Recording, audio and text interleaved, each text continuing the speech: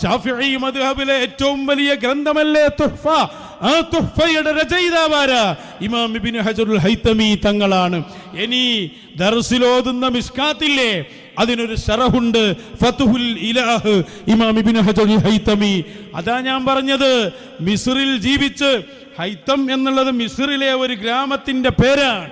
അവിടെ നിന്ന് ജീവിച്ച് മക്കയിൽ ചെന്ന് മക്കയിലെ മുഫ്തിയായി, ഒരു കാലത്ത് മക്കയുടെ ഇമാമായി, ഇവിടെ ഇസ്ലാമിക പ്രവർത്തനങ്ങൾക്ക് നേതൃത്വം നൽകിയ മഹാപണ്ഡിതനാണ് ഇമാം ഇബ്നു ഹജറുൽ ഹൈതമി. അവിടുത്തെ ഫതാവയിൽ അവരൊരു കാര്യം കൂടി പറയുന്നുണ്ട്. അതെന്താണെന്നറിയോ? ഞാൻ മശായിഖിനെ അംഗീകരിച്ചുകൊണ്ടല്ലാതെ എൻ്റെ ജീവിതത്തിൽ ഒരിക്കലും ഒരു സമയവും എനിക്ക് കഴിഞ്ഞു പോയിട്ടില്ല. ചെറുപ്പം മുതൽ ഞാൻ വളർന്നത് മശായിഖിന്റെ മടിത്തട്ടിലാണ്. എന്നെ അതിലേക്ക് കൊണ്ടുപോയത് എൻ്റെ ശൈഖായ ഉസ്താദായ സക്കരിയ അൽ അൻസാരി തങ്ങളാണ്. വിശദമായി പറയുന്നുണ്ട്. ഉസ്താദുമാരെ തന്നെ ചോദ്യം ചെയ്ത സംഭവങ്ങൾ, ഉസ്താദുമാർ അഖ്താബീങ്ങൾക്കെതിരെ സംസാരിച്ചപ്പോ അവർക്കെതിരെ ചോദ്യം ചെയ്ത ആളാണ് ബഹുമാനപ്പെട്ട ഇമാം ഇബ്നു ഹജറുൽ ഹൈതമി.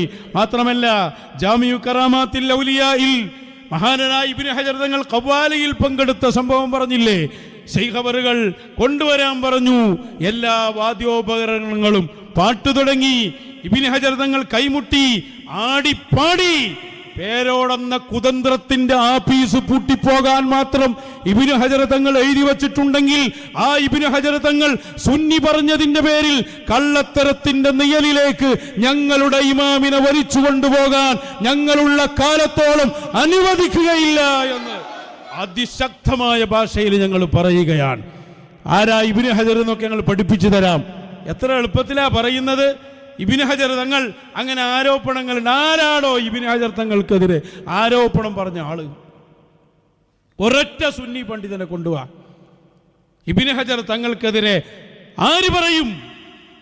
പറഞ്ഞിട്ടുണ്ട് വഹാബികൾ, അവരെല്ലാം. അപ്പോ ഇബ്നു ഹജർ തങ്ങളെ തള്ളി ഇബ്നു തൈമിയ്യ സ്വീകരിച്ച് ഇന്ന് ബിദ്അത്തിന്റെ കോലമായി അയാൾ മാറി.